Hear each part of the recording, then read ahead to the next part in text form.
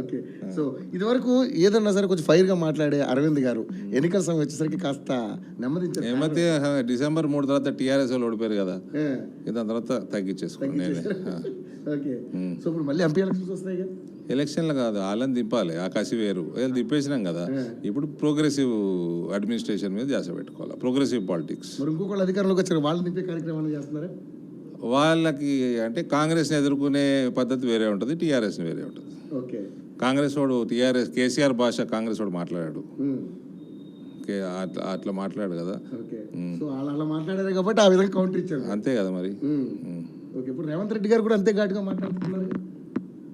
ఘాటుగా మాట్లాడటం వేరు, కేసీఆర్ భాష, కేటీఆర్ భాష, వాళ్ళ భాష, వాళ్ళ వ్యవహారము, వాళ్ళ అహంకారము, అది వేరు.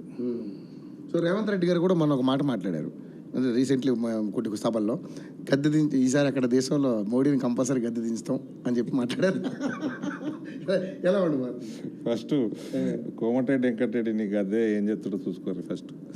ఉత్తమ్ కుమార్ రెడ్డి, కోమటిరెడ్డి వెంకటరెడ్డి వాళ్ళందరూ నీ గద్దెని జాగ్రత్తగా ఉంచుతారా? రేవంత్ అయితే నా మిత్రుడు ఉంచాలా, సేఫ్గానే ఉండాలి అని నేను కోరుకుంటా, కానీ వాళ్ళు ఏం కోరుకుంటారో అది చూసుకోమానండి. మోడీని ముట్టుకునే స్థాయి ఎవరికి లేదు ఇక్కడ.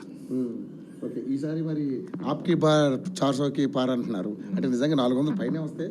ఈజీగా వస్తాయి, ఈజీగా.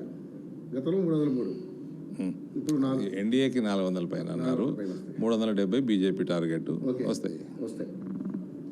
సో మొత్తానికైతే లిక్కర్ స్కామ్లో ఇక మీరు చెప్పాల్సింది ఇదే, చట్టం తన పని తను చేసుకుంటూ పోతుంది అంతే.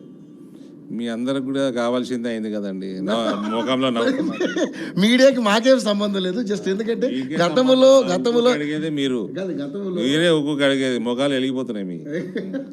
ఓకే. సో గతంలో మీరే ఒంటికాల మీద లేచారు లిక్కర్ స్కామ్ మీద, ఎందుకంటే 100 కోట్ల లిక్కర్లో అవినీతి పరాలు